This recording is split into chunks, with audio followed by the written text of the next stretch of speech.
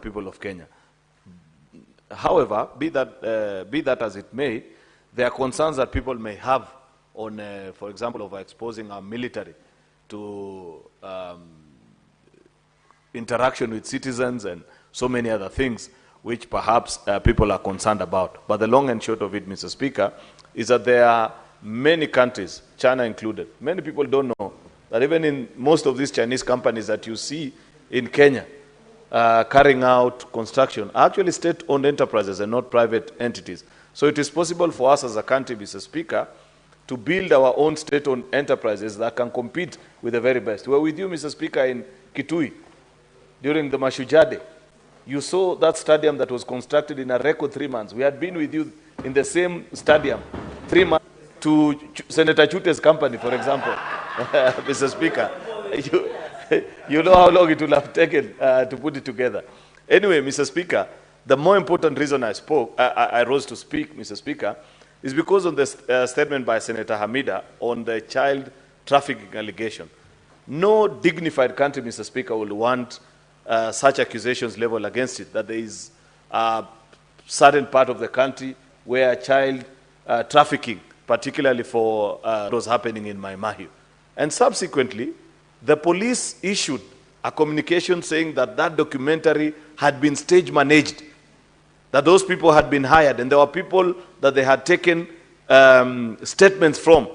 What bothers me, Senator Amida, and what the committee needs to tell us, is how far then have the police gone with that investigation? Who are the people that hired these people to pose for this recording? And why haven't they been taken to court up to now? Because so long as those people are not taken to court, Mr. Speaker, that allegation, which is a terrible stain on the moral fabric of this republic and in our standing across the globe, Mr. Speaker, continue to hang over our head. It is my hope, Mr. Speaker, that the Committee on Security will consider this matter and give us a final finding on it. I thank you, Mr. Speaker. Senator Perez, Tobacco. Thank you, Mr. Speaker. Mr. Speaker, let me also give my contributions on the issue of involvement of KDF in projects in the country, Mr. Speaker. Mr. Speaker, KDF has a lot of expertise within its ranks in various fields, Mr. Speaker. And it should benefit Kenyans, Mr. Speaker, because they are trained with money from taxpayers. Mr. Speaker, KDF also is a human resource, a lot of human resource that can be utilized within our borders, Mr. Speaker. Mr. Speaker, it's not always that we have KDF going to war or being involved in any missions, particularly, that are related to security. But I had also wanted, Mr. Speaker, the person, the senator who brought this issue, to know that doing infrastructural projects, Mr. Speaker, is a security measure. Mr. Speaker, even in Marsabit and Northeastern, when roads are done, bridges are done, it helps, Mr. Speaker, to enhance security, and so it is allowable. And as it has been said, Mr. Speaker, the law allows it. Mr. Speaker, let me give an example of projects that I know that were done by KDF long time in Kajiado. For a long time, Mr. Speaker, we did not have roads. And I remember before the Isara, Mashuru, Kajiado roads that were there were done by KDF long time ago, steel bridges, Mr. Speaker. And that is what helped the community for a long time. And so, Mr. Speaker, I don't see any harm in KDF being utilized in the development of the country, Mr. Speaker. Mr. Speaker, furthermore, it brings the cost down in the interest of Kenyans, Mr. Speaker. And so, Mr. Speaker, personally, my opinion is that it is important that we utilize KDF to do infrastructure across the country. Thank you, Mr. Speaker.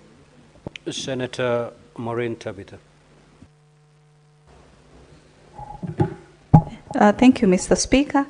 And I do rise to support the two statements from my sister, my good friend Senator Hamida, starting with the issue of child sex trafficking, Mr. Speaker. 2025, I mean, this is the last thing that as a leader you'd want to actually discuss. It's very disgusting, Mr. Speaker, to imagine that we can be at a level whereby we can be talking about businessmen and women conducting this kind of entrepreneurship, Mr. Speaker, while this country people can be able to embark on. But rather they choose inhumane type of transactions and business using our young, innocent, beautiful girls to make a living. And when one day they depart, Mr. Speaker, we are supposed to read a very beautiful eulogy of someone who was doing this kind of business, Mr. Speaker. These people, Mr. Speaker, should be brought to book. I just heard the majority leader saying that the police report indicated that this was just another content creation, Mr. Speaker. Really? We need that to know who is that who did this content creation or made this kind of videos, Mr. Speaker. They need to be brought to book. That can't just be assumed, then that's it. That's the end of it, Mr. Speaker. The other day we were in Busia for Senate Mashinani, Mr. Speaker. And through Kenya Women Senators, we were able to interact with very innocent young girls who are mothers, who are young mothers, and others who have gone through, you know, processes that sometimes you wonder if we were in this world together, Mr. Speaker. These things are happening. And the security apparatus should move with speed. These are our children. And you never know, one day, one time, that this will be a matter that really touches a close family member. So when we speak as representatives of the people, it's because it's our mandate to voice out about such kind of issues, Mr. Speaker. And lastly, Mr. Speaker, allow me at this juncture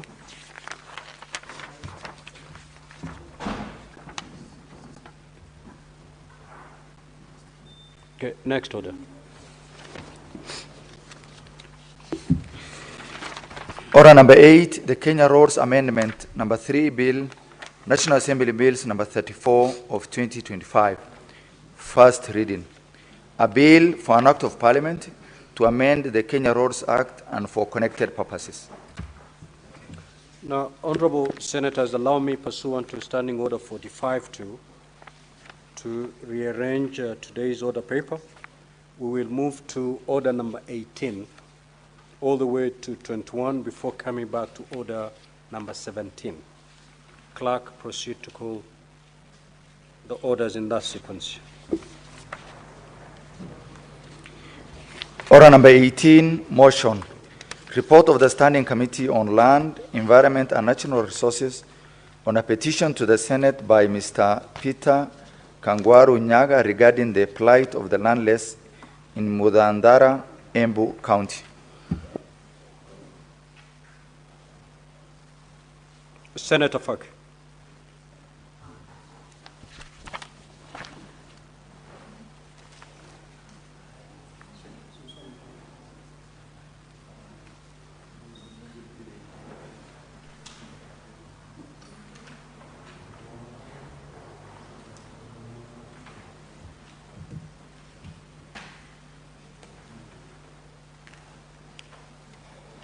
Thank you, Mr. Speaker. Mr. Speaker, sir, I move that the Senate adopts the report of Standing Committee on Land, Environment and Natural Resources on a petition to the Senate by Mr. Peter Kangwaru Nyaga regarding the plight of the landless in Mudandara, Embu Sub-County, laid on the table of the Senate on Tuesday, 7th of October, 2025. Mr. Speaker, sir, the petition by Mr. Peter Nyaga regarding, I beg your pardon, Mr. Speaker.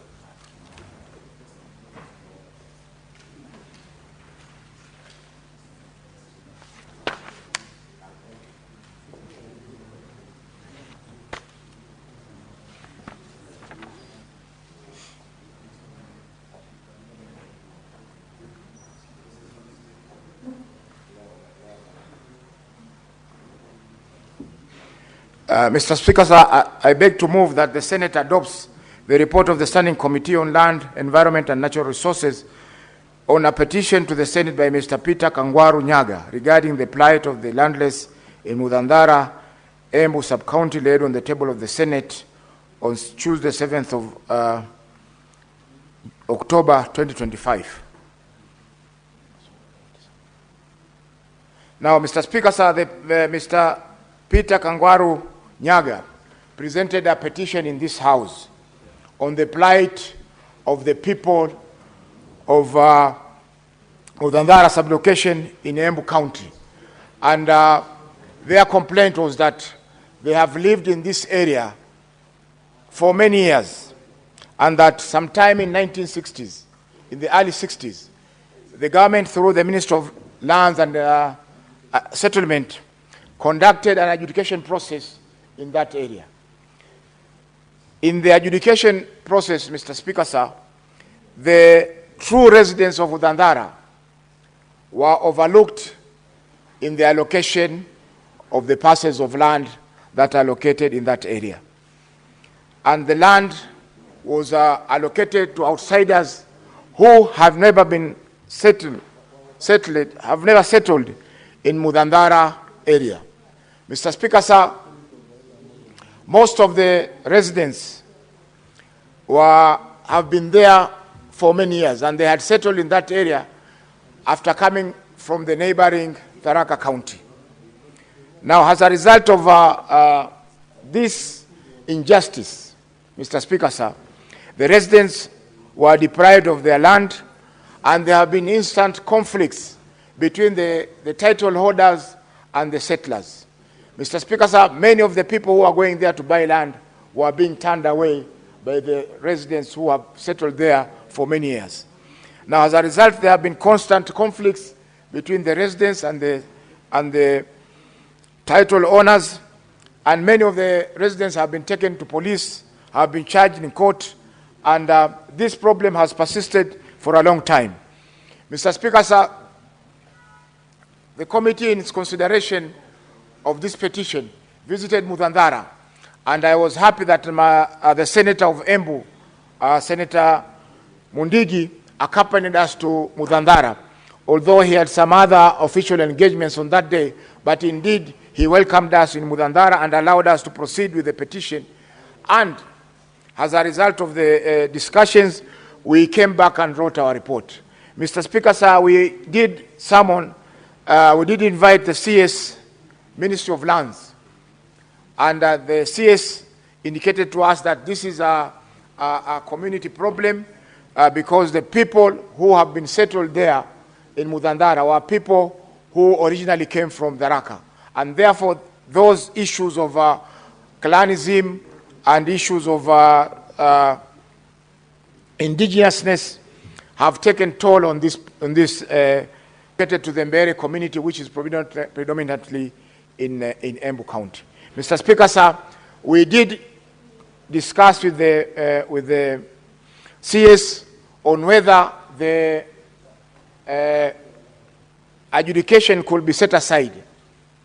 And indeed, she indicated to us that it could be set aside through a court order. But based on this petition, Mr. Speaker, sir, findings that the whole adjudication area needs to be reconsidered afresh.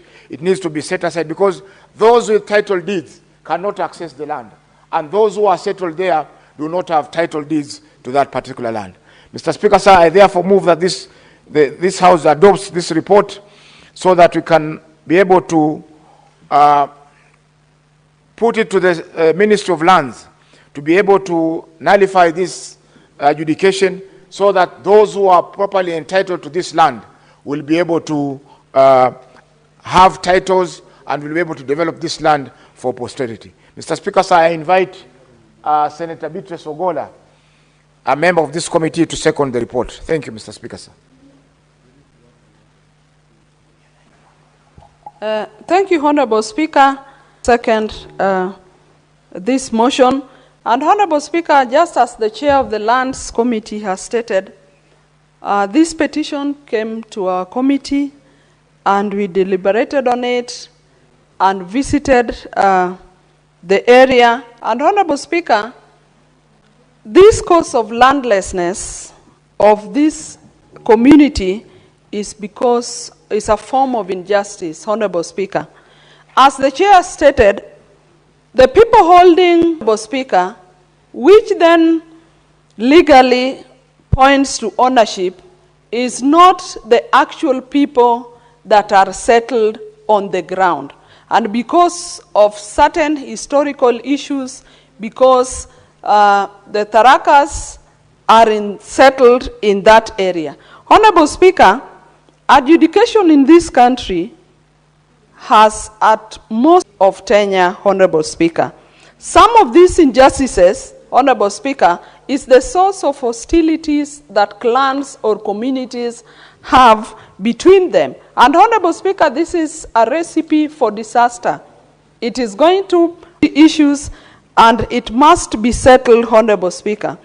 Other than going through the court, Honorable Speaker, the Constitution allows what we call alternative dispute resolution methods, and this can be used. So, Honorable Speaker, as I second this motion moved by my chair, it reflects back on the nationalism that the former Right Honorable Speaker kept on talking about, that let us think as Kenyans before we think as people from Embu or Tharaka Nithi. Honorable Speaker, land is a natural resource that is given to us.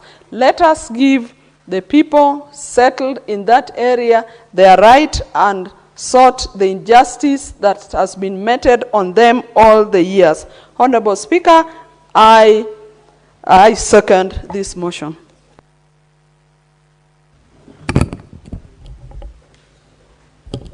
Honorable Senators, I propose the question that the Senate adopts the report of the Standing Committee on Land, Environment and Natural Resources on a petition to the Senate by Mr. Peter Kangwaru Nyaga regarding the plight of the landrace in Mudhandara, Embu County, laid on the table of the 25.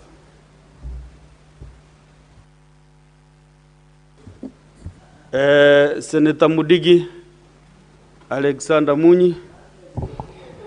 Asante Bwana Spika kwa kunipa nafasi niweze kuchangia mjadala ambaye ni wa mashamba katika kule county ya Embu, na nashukuru sana kwa sababu kamati ya land imefanya kazi nzuri, kwa sababu mimi siku ile walikuwa nakuja huko Embu nilikuwa mambo mengi, lakini siku hiyo Bwana Spika nilikubali tukaenda nao mpaka kule Mudhandara.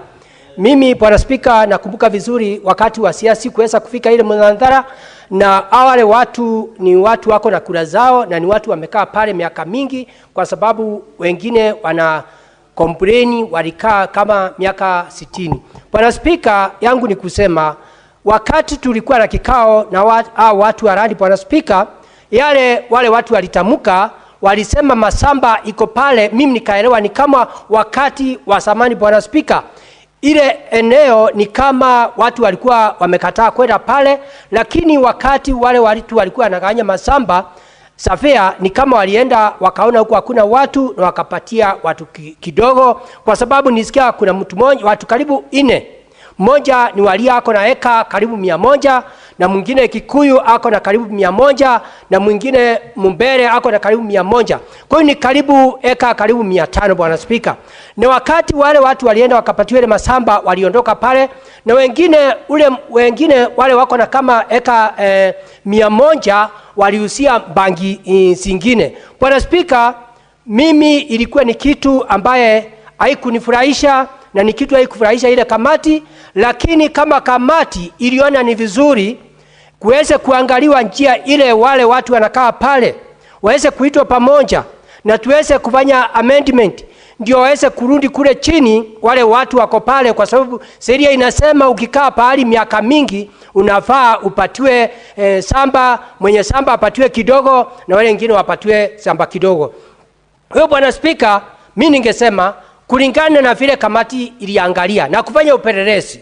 Na Bwana Spika, seneti ya wakati huu, wakati tulichaguliwa mwaka 2002 na tumekuwa tukiangalia mambo mengi sana. Bwana Spika, mambo mengi imefanyika katika nchi yetu ya Kenya.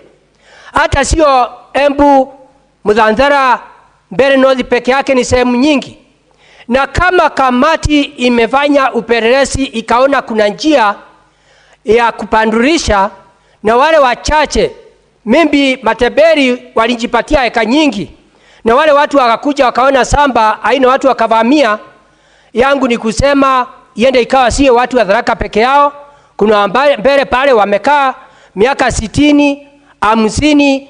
Ningeomba Bwana Spika, kilio yao iweze kuangaliwa, iganywe ile masamba, ndio kila mtu aweze kupata kitu kidogo. Kwa sababu Bwana Spika, kama mtu amekaa miaka 60, ule mtu amekaa kilima pale, ule mwingine ako na duka pale, wengine wanafanya biashara pale kwa miaka mingi, na pia wale watu wako na kura pale ya kwenda kuchaguana kwa hiyo kipindi ya miaka yote. Bwana Spika, mimi naona ni vizuri nikiwa Senator wa Embu County, vile kamati ya masamba iliangalia na ikasikia kilio ya wale watu. Kwa sababu Bwana Spika, wakati nilikuwa pale walikuwa watu kama watu karibu 500, ni mboma karibu mboma 300. Kwa hivyo Bwana Spika, mimi nikiwa Senator wa Embu County, kama kamati vile imeona na imepitisha, mimi sina njia ya kusema nimekataa, kwa sababu ni kama ile masamba iko na watu kama watu 500, na mmoja ni Walia, mwingine Kikuyu, na pia Wambere wengine. Kwa hivyo mimi naunga mkono Bwana Spika, nikiwa Senator wa Embu County, Alexander Munyi Mondigi. Asante Bwana Spika.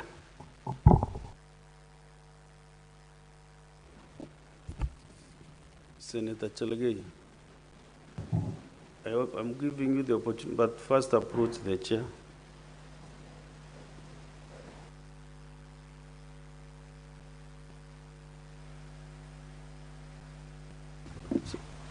Proceed, Senator Chelogei. Mr. Speaker, you know, when you talk about land, our lives as Kalenjin community and Africans are intertwined with land. So when you talk about land in Nandi has given us a lot of problems, Mr. Speaker. So when I hear the people of Embu of Mutatara brought by Peter Kangwaru Nyaga, I feel for them. Because even in my county, Nandi, Mr. Speaker, we have many landless people, squatters. They were not born squatters, Mr. Speaker, but because of sheer neglect, the disease called grabiosis, Mr. Speaker, many people have died. It is so sad, Mr. Speaker, because they say the soul of wit is brevity, Mr. Speaker. We fought in this country against colonialists because of land. It is unfortunate, Mr. Speaker, 60 years down the line, some Kenyans have to live landless or die because of land. Mr. Speaker, I'm speaking because when you go to Coast, they're absentee landlords, Mr. Speaker. When you go to Nandi, when you fly over Nandi, and I've said this 1,000 times, you think we are living in land of Canaan, honey and milk. Because we have created squatters courtesy of the lands that were given to multinational companies without the consent of the great people of Nandi, Mr. Speaker. My people are living like monkeys, Mr. Speaker. Mr. Speaker, you went the other day, you saw what happened in Angata Baragoi. 3 police officers killed people for demanding their rightful share of the land in Angata Baragoi. Mr. Speaker, you came to Kimwani, and I'm saying this with a lot of pain, that, Mr. Speaker, our people are being killed for land then during pre-colonial era, post-colonial era, and even now. Mr. Speaker, the House should be aware that I lost in Kimwani area in Tindre sub-county in Nandi County for fighting their rightful ownership of land, Mr. Speaker, in Tindre sub-county. And you know Nandi very well, Mr. Speaker. You have been a great partner and friend of the great people of Nandi. They died, Mr. Speaker. The police even went ahead and shot 6 bullets to a motorbike. Who shoots a motorbike? The many people are injured out of police brutality, Mr. Speaker.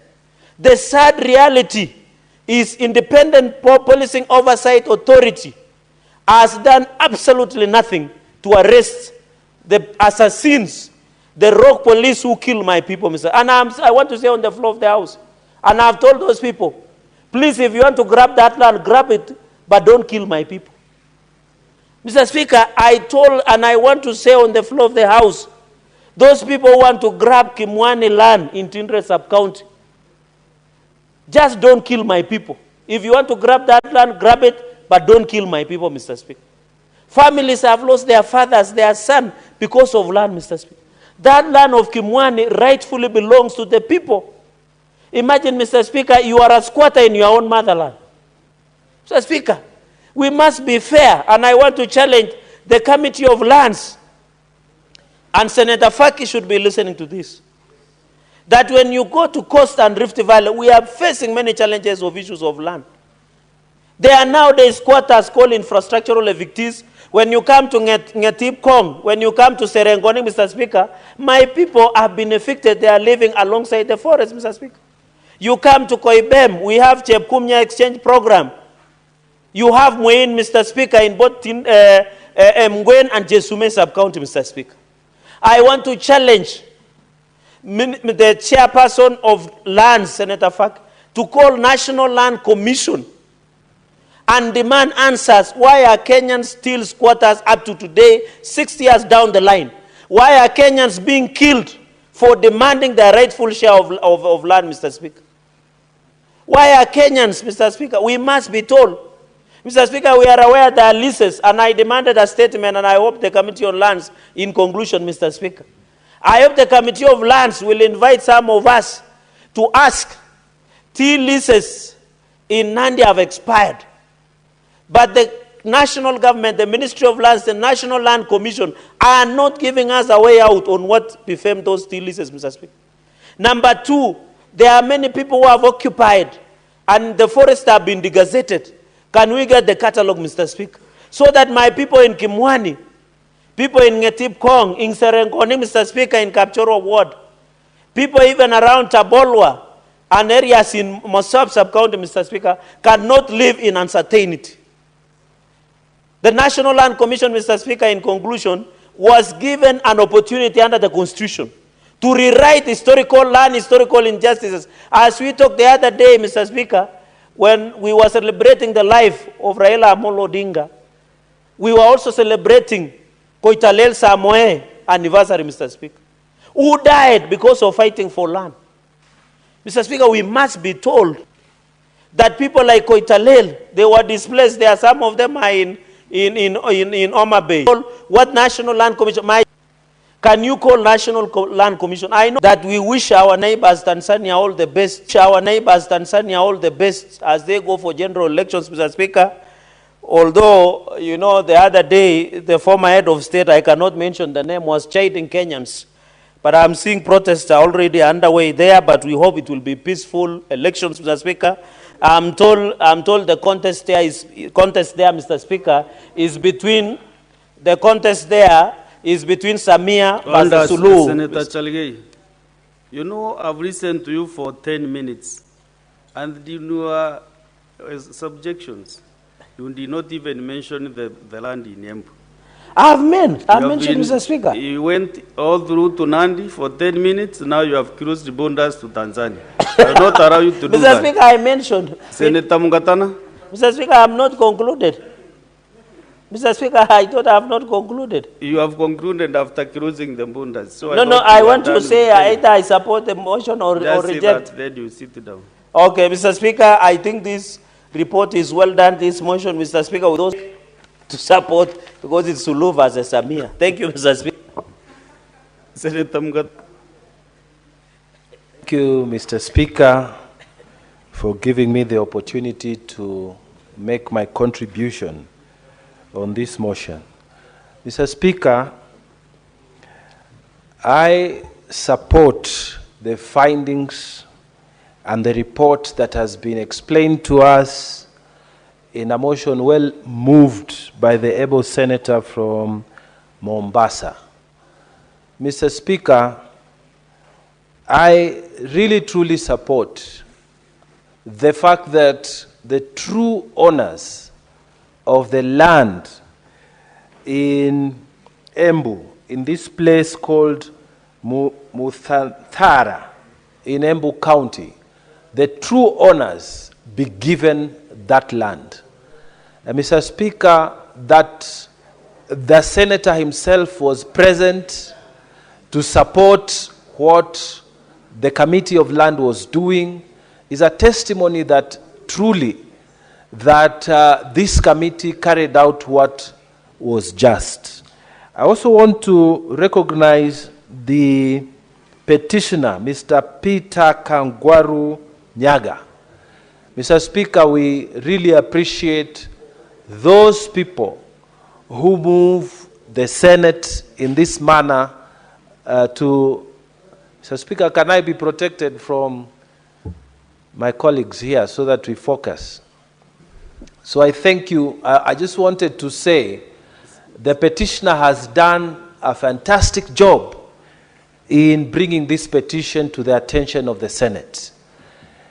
Mr. Speaker, the true facts of the matter is that land adjudication sometimes becomes very unfair to locals who do not know the processes.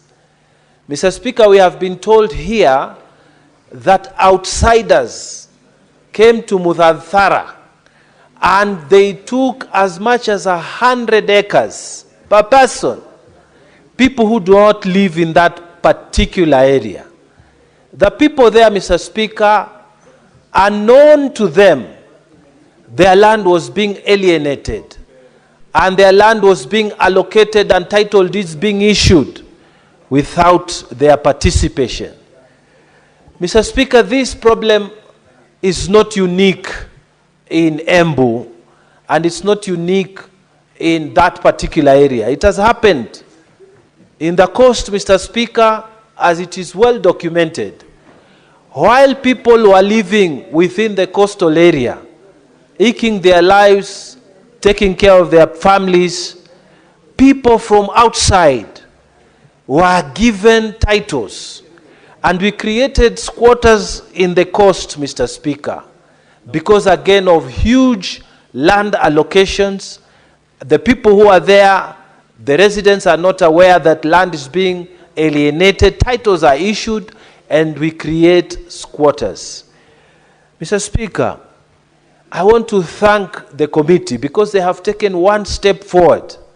We may have so many problems within this country, but Mr. Speaker, I believe in incremental or step-by-step solutions. So what they have done, Mr. Speaker, is to solve one problem, and there may be many others, but they are solving one problem within that county. And I really support what they have done, Mr. Speaker.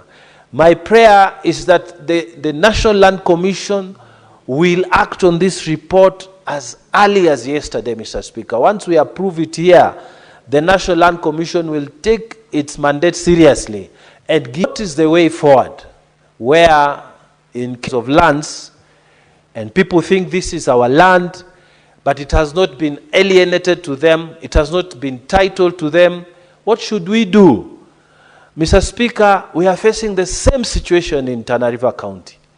And Mr. Speaker, the only way to do it is to make sure that land is titled not to individuals, but to communities that can be identified living in that particular area. So if community A is allocated land, then, and the land is alienated and a title is given, it would mean that any person from Nairobi or anywhere who tries to get land, he will find that land is already titled. So they have to go to the community for the community to agree to alienate the land for whatever purposes. If it's settlement, if it's investment, they will have to go to the community. And Mr. Speaker, this is the reason I'm taking this floor, to appeal to the National Land Commission, to appeal to the Minister in charge of lands and settlement, that Tana River County right now needs a continuation of the process of allocating land to communities so that community land is allocated to every community that lives in Tana River County. What we don't want is a situation where people from outside, like it has happened here in this petition from Embu, people from outside Embu coming to be given land and being given title. What should happen if the land is not titled? Let the people be given the title. Let the communities that are living there be given title. And Mr. Speaker, I must say, the current minister who is in charge of land had started this process of giving communities in Tana River title deeds. And I appreciate the work she has done. But somewhere along the way, we have not seen other communities within Tana River being given the land. And the land is still bare. And the problem with that is that people can come there and practice grabiosis to the detriment of the people. So I take this floor to urge the minister, to urge the National Land Commission to continue with the process of allocation of land and giving titles, alienating the land and titling it to communities within Tana River County. So that, Mr. Speaker, we can forestall problems like what happened here in this petition, where people from outside Embu came and took land that belonged to the correct people there, and now, 30 years later, they cannot go and settle in that land, and the communities there don't have the title. So, Mr. Speaker, I really want to thank the committee for what they have done. I urge them to process this, follow it, not to leave it just after we finish with approving this motion. They must take the responsibility to go and actually get the result by going to the Ministry of Lands, by going to the National Land Commission, and making sure the people of Embu who had been robbed of their land through some fake processes, they get back their land. I submit. I thank you, Mr. Speaker. I support that motion. I now want to call the mover to reply.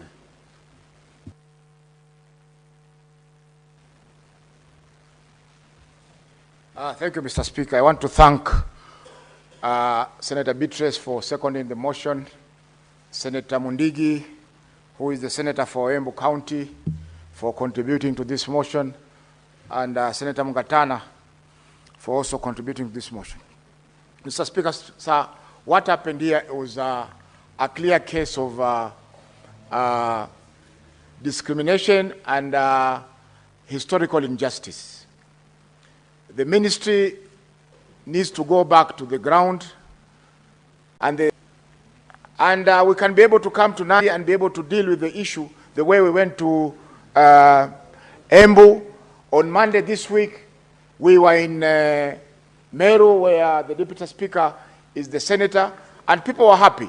So we need to be moved as a committee to be able to deal with these issues, and we are ready at any time to be able to deal with the issues of land as quickly as possible. Thank you, Senator Mungatana. Also, if there's any government land in Tana River which has not been alienated, please present a petition here, and because the government had vowed to deal with the problem of squatters, we can be able to deal with the issue in as soon as possible. Mr. Speaker, sir, pursuant to Standing Order number 66.3, I request for the deferment of putting of the question to a later date. Thank you. Okay, thank you. Next order. Order number 19, motion. Report of the Standing Committee on Land, Environment and Natural Resources on a petition to the Senate by Mr. Robin Kalama and other residents of Marungu in Taita Taveta County concerning threatened eviction from the ancestral land by Holy Rosary Catholic Parish, Mwanda. Mr. Chair runs. Thank you, Mr. Speaker. Mr. Speaker, sir, I move that the Senate adopts the report of and other residents of Marungu in Taita Taveta County concerning the threatened eviction from their ancestral land by the Holy Rosary Church Catholic Parish, the Holy Rosary Catholic Parish, Mwanda, laid on the table of the Senate on Tuesday, 7th of October, 2025. Mr. Speaker, sir, this is another case of land historical injustice. The residents of Mwanda, location in Taita Taveta County, had allocated about 80 acres for the parish. However, when the church went onto the ground, they presented a request for 1,000 acres. They presented a request for 1,000 acres, and the 1,000 acres was supposed to be used for the following: administrative center, 2 acres, nursery school and related facilities, 5 acres, facilities including school demonstration farm, 30 acres, secondary school and related activities, 65 acres, vocation center and related facilities, 20 acres, health center, 5 acres, farms, number of families, each with a household family of 4 acres, 80 acres, staff farm, 4 acres, beekeeping, 20 acres, water systems with boreholes, shallow wells and clans and dams, 50 acres, tree planting, 300 acres, animal dairy cows and sheep and goats, 360 acres, police post, 3 acres, housing for orphans, 30 acres, church, 10 acres, sister nuns, convent and farm, 20 acres, all making a total of 1,004 acres.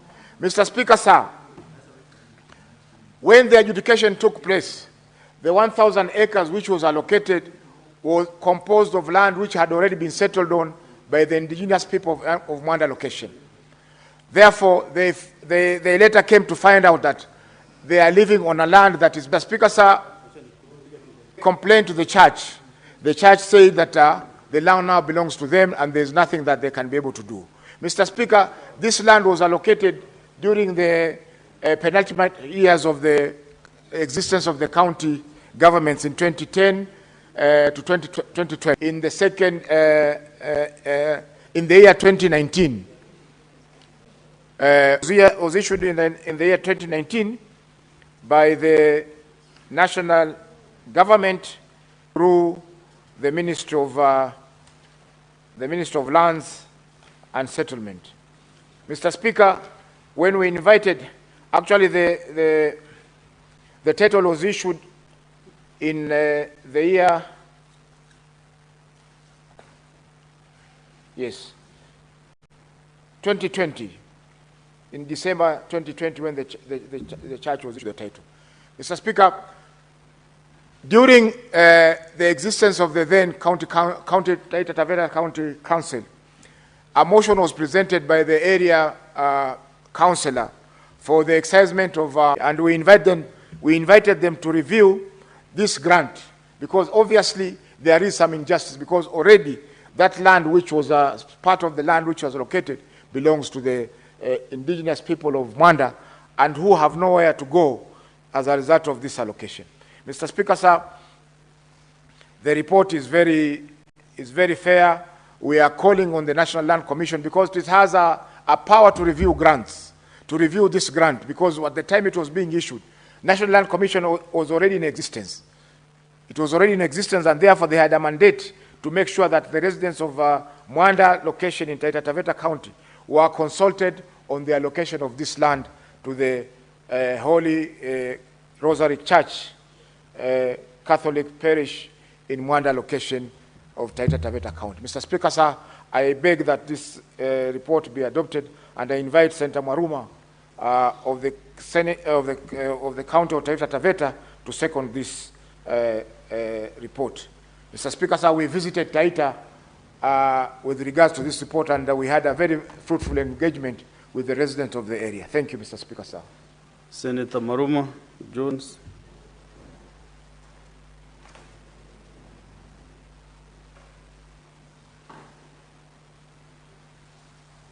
Yeah, thank you, Mr. Speaker, for this opportunity to second this motion on the petition by Robin Kalama, who represented the residents of Marungu. Marungu is in Mwanamgange word, Mr. Speaker.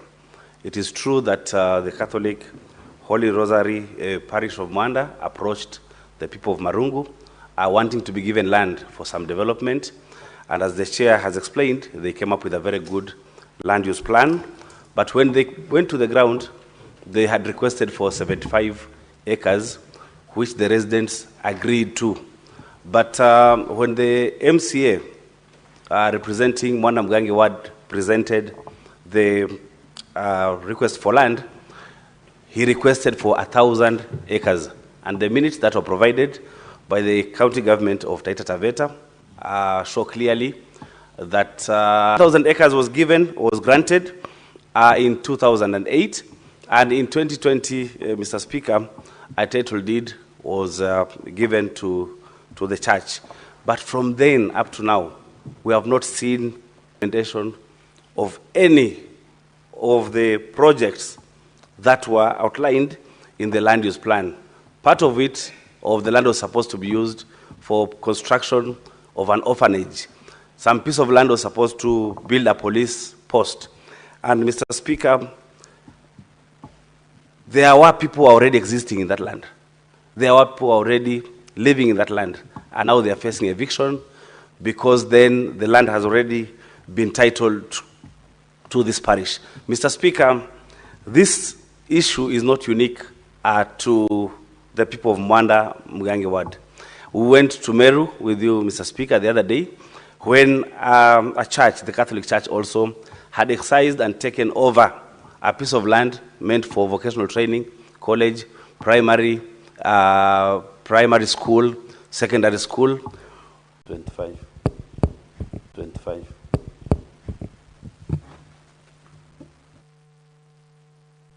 Senator Chimera, on this motion. Asante sana Bwana Spika kwa fursa hii niweze kutoa mchango wangu kwa ripoti hii ambayo iko mbele yetu leo hii.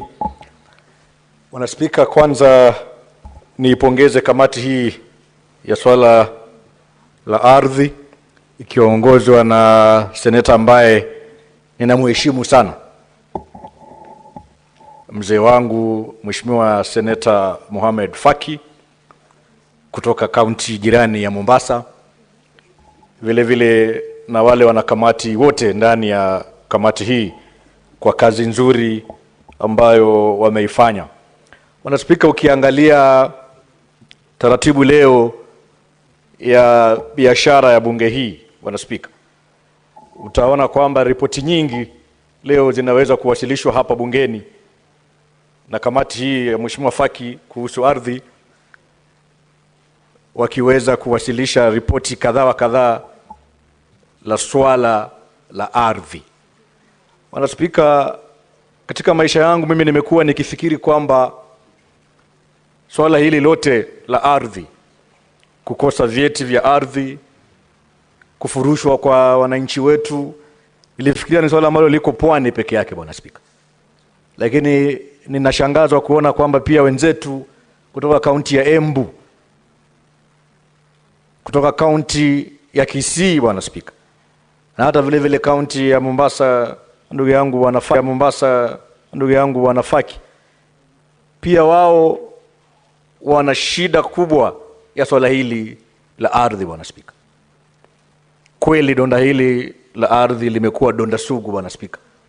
Na hivyo basi ni nafasi kuu ya serikali hii kuweza kuhakikisha kwamba swala la ardhi ndani ya nchi hii, sio pwani pekee, Bwana Spika, kwa sababu mara mingi tumekuwa tukilia hapa kama viongozi wa pwani kwamba siku nyingi wa pwani tumekuwa watu ambao tunaitwa maskota, Bwana Spika, mpaka tumezoea.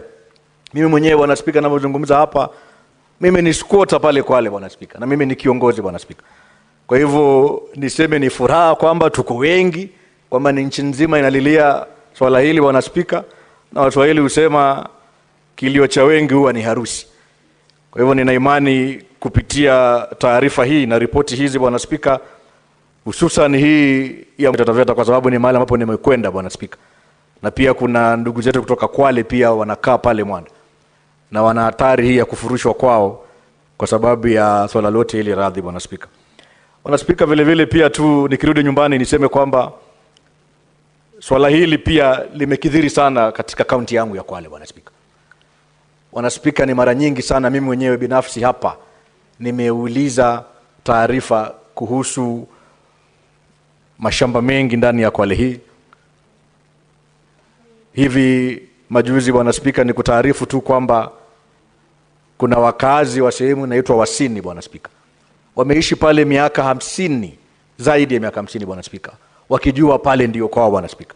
Lakini leo hii, Bwana Spika, kuna watu binafsi ama familia binafsi, na kwa sababu niko katika bunge hili leo na ninatetewa kisheria kama naweza taja majina, Bwana Spika, familia ya Sagaf, Bwana Spika, wameweza kupata cheti cha ardhi ya Wasini pasipo kuwahusisha wananchi wa Wasini, pasipo kuhusisha viongozi wa kaunti ya Kwale, pasipo kuhusisha serikali yetu ya kaunti.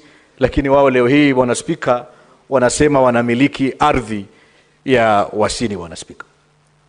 Vile vile, Bwana Spika, ninapozungumza leo hii, ipo hatari kuu sana ya wananchi wa sehemu ya kule Kuranze, eneo bunge la Kinango, Bwana Spika, ambapo wenyeji wana wasiwasi kwamba wakati wowote wanaweza furushwa kutoka eneo lile, kwa sababu inasemekana yupo wenyenye ambaye anamiliki ardhi ile, Bwana Spika. Na Bwana Spika, nataka niombe serikali zetu za kaunti. Ninajua ugatuzi umekuja na najua wamekuwa wakipea kipaumbele masuala mengine, lakini kulingana na ripoti hizi, Bwana Spika, hususan hii ripoti ya Taveta, Bwana Spika, serikali zetu za kaunti lazima wafanye bidii kuhakikisha kwamba swala hili wanalivulia njuga, Bwana Spika, na wameweza kupambana nayo ili mwananchi ambaye hajiwezi aweze kupata haki yake ya ardhi, Bwana Spika. Itakuwa ni makosa sana sisi viongozi tukiwa katika uongozi tushindwe kutatua swala lote hili la ardhi, kwa sababu kila siku, Bwana Spika, tunapata malalamishi ya kwamba sehemu fulani watu wanafukuzwa, sehemu fulani nyumba zinavunjwa, Bwana Spika, sehemu fulani watu wanasema ni maskota, Bwana Spika. Hadithi hii ya uskota, Bwana Spika, nafikiri inafaa ifike kikomo, na nimshukuru sana Senator Faki kwa kazi nzuri hii, kwa kujitolea kuhakikisha kwamba wapo tayari kusafiri katika kila kona ya nchi hii kumsikiza mwananchi na kuhakikisha kwamba anapata haki yake kupitia kamati yake. Lakini Bwana Spika, pia nikukumbushe kwamba baada ya kamati zetu hizi hapa Seneti kufanya kazi zake na kutoa mapendekezo mazuri kama haya, mapendekezo ambayo ni ya kufurahisha, mapendekezo ambayo yanamjali mwananchi, mapendekezo ambayo ni ya kikatiba na kisheria, Bwana Spika, lakini unapata serikali yetu na asasi zake, Bwana Spika, zinazembea kutekeleza haya mapendekezo, Bwana Spika. Itakuwa tumepoteza fedha nyingi za kiserikali, tumepoteza muda mwingi ambapo pengine Mheshimiwa Faki na kamati yake wangefanya mambo yao ya kibinafsi, pengine wangeshughulikia masuala yao ya kisiasa ule ili kutupatia ripoti kama hizo, Bwana Spika. Alafu wale ambao wana jukumu la kutekeleza, Bwana Spika, wanashindwa kutekeleza mapendekezo ya kamati zetu. Juzi kabla tuende likizo fupi, Bwana Spika, tulileta ripoti hapa bungeni vile vile ya kuweza kuhakikisha kwamba kuna fidia na kwamba wananchi wa sehemu ya Ramisi, vijiji vya Nikabu pale, Mkono wa Ndugu na vinginevyo, waweze kuhakikisha kwamba wamefidiwa, wamepewa ardhi mbadala ili waendelee na maisha yao.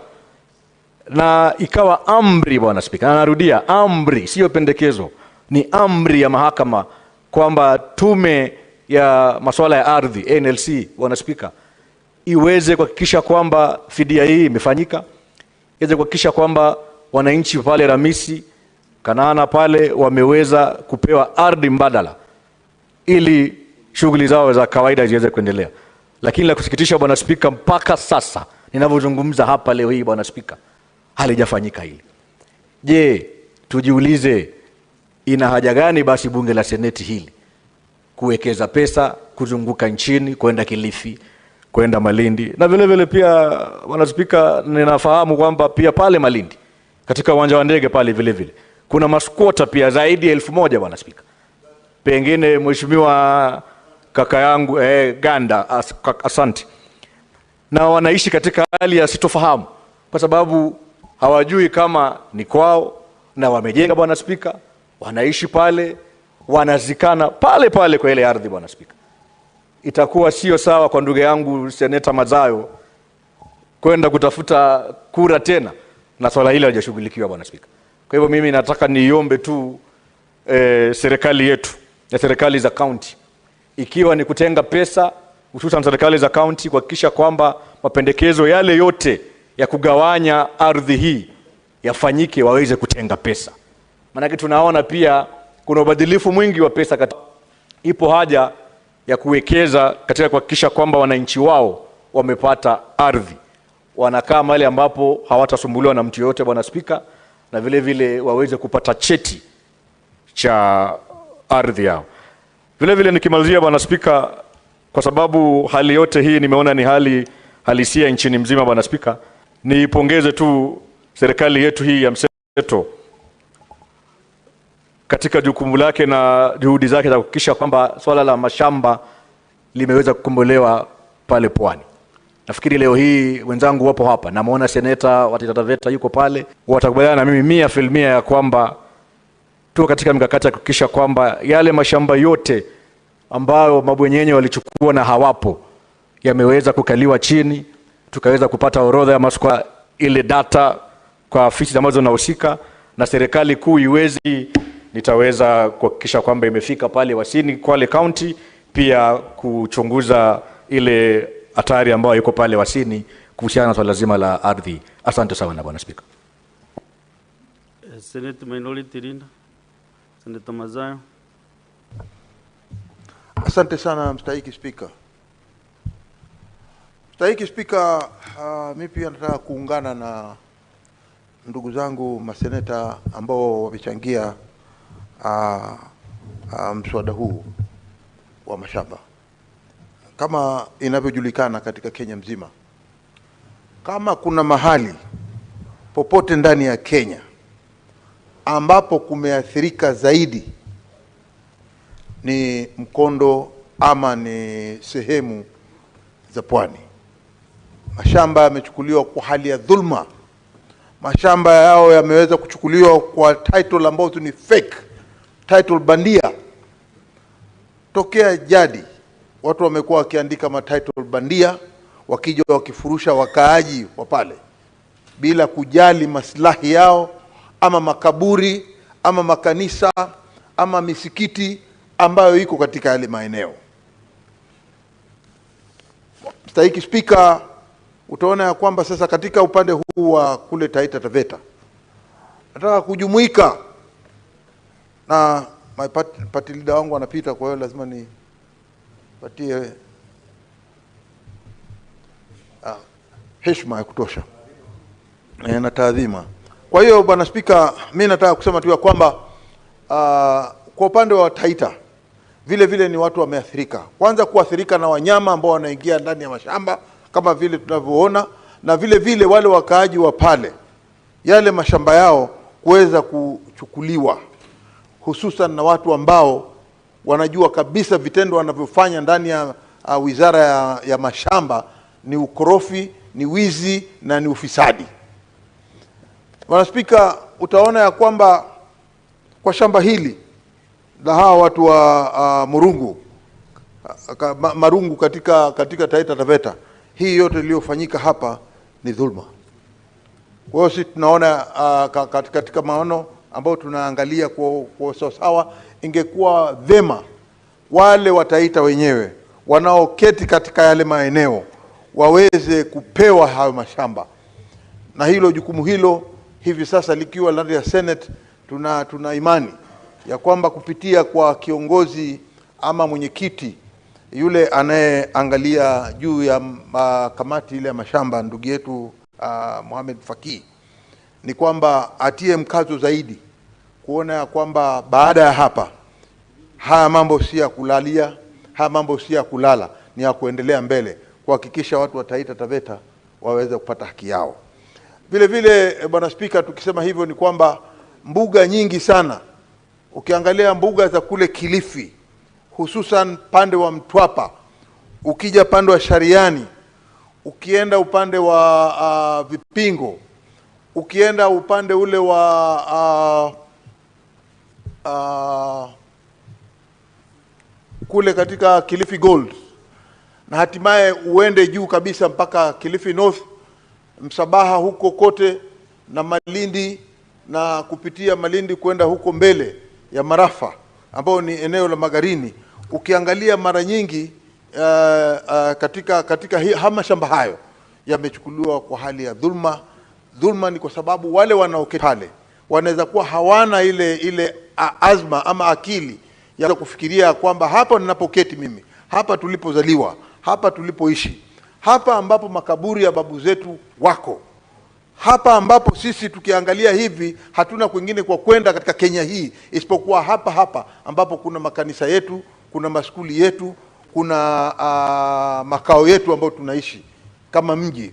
Itakuwa ni jambo la kusikitisha hivi leo kuona watu kama hao wanafurushwa bila huruma. Wale ambao tunaweza kuwalaumu zaidi ni kuwa kuna mapolisi maalum ambao wamejihusisha sana na mambo ya mashamba. Ikifika saa ya kufurusha watu wakaaji ama wenyeji katika ardhi zao, utaona hao maaskari hao watatoka hata kama ni Mtwapa, waende mpaka Malindi, waende mpaka Magarini, waende mpaka sijui wapi huko, lakini ndani ya Kilifi County utapata hawa wamekuwa ndio majabali sasa wa kufukuza wale locals, kwa sababu wao wanasema tumetumwa sisi, tuko na karatasi ya kotini. Saa nyingine hata wale maaskari hawaangalii kama zile orders wamepewa kwamba ni bandia, na mara nyingi inatokea kwamba wakitetea wale wanavijiji wanaambiwa wanapata orders ya kwamba hii title haionekani ndani ya Wizara ya Mashamba. Kwa hiyo tunasema tunataka kuweka mkazo dalili hizi ambazo kamati yetu ya bunge hapa ya Senate ikiongozwa ya mashamba, kamati ya mashamba ikiongozwa na ndugu yetu Mohamed Faki Mwenye Haji, ni kwamba kuwe na mikakati mizuri iwekwe ili watu waweze kuitwa na kuulizwa maswali, na wakiweza kujibu kisawasawa, ikionekana kwamba kulikuwa na dhulma na mashamba yao yakaandikiwa watu wengine, ama watu wakatoa zile stakabadhi bandia, basi tunaona ya kwamba swala kama hili litatuliwe na Wizara ya Ardhi, kuona ya kwamba watu wanaoishi pale mahali wameregeshewa hadhi zao. Asante Bwana Spika. Now call upon the mover to reply.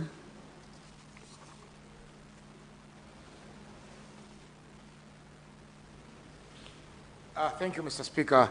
I want to thank Senator Chimera for his able contribution to this motion. I also want to thank our minority leader for his contribution to this motion. I also want to thank Senator Maruma for seconding the motion. Senator Maruma is not only a member of the committee, but is also the area senator. When we visited Taita Taveta for this particular petition, he was very helpful in explaining the issues to us as a committee. Mr. Speaker, sir, as you are aware, the land issue in the coast is very thorny. We have seen instances where people are being evicted just because somebody in Nairobi allocated the land to the wrong person. The other day we were in Meru, and we saw for ourselves that the issues that were there, the land which was reserved for the public utilities was being appropriated by the church. But the church, I'm glad they were willing to come and sit down and discuss the issue there. Mr. Speaker, sir, in Jomvu, Jomvu Kuu area, the Methodist Church, took about 170 acres of land. And right now they are subdividing and selling it to third parties. Yet, initially the land was meant for use by the church. How does a church become a land broker? This is all a matter of addressing the land historical injustices, and I think the National Land Commission should do more rather than just saying that we are handcuffed. Although they have many cases right now, they have about 1,500 cases, and I understand their term is coming to an end next month. But that does not stop them from working hard to make sure that some of these cases are resolved as soon as possible. I thank you, Mr. Speaker. And I beg to move that under Standing Order number 66.3, the issue of putting the question be deferred to the next date. Thank you. Next order.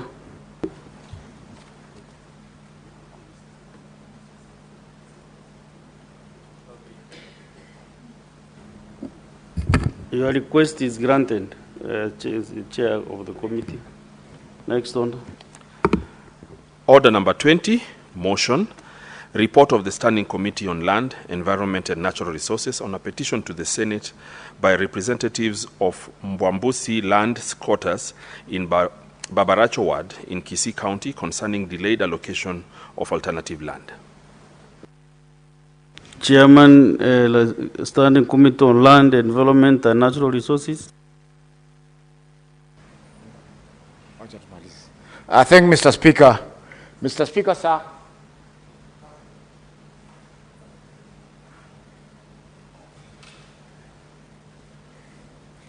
Mr. Speaker, sir, I beg to move that the Senate adopts the report of the Standing Committee on Land, Environment and Natural Resources on a petition to the Senate by a representative of the Mabundusi land squatters in Boraracho Ward in Kisii County concerning delayed allocation of alternative land by way of resettlement or compensation for the ancestral land that was alienated by the government of Kenya for creation of the Kisii Agricultural Institute and Kisii Farmers Training Center, laid on the table of the Senate on Tuesday, 7th of October, organization.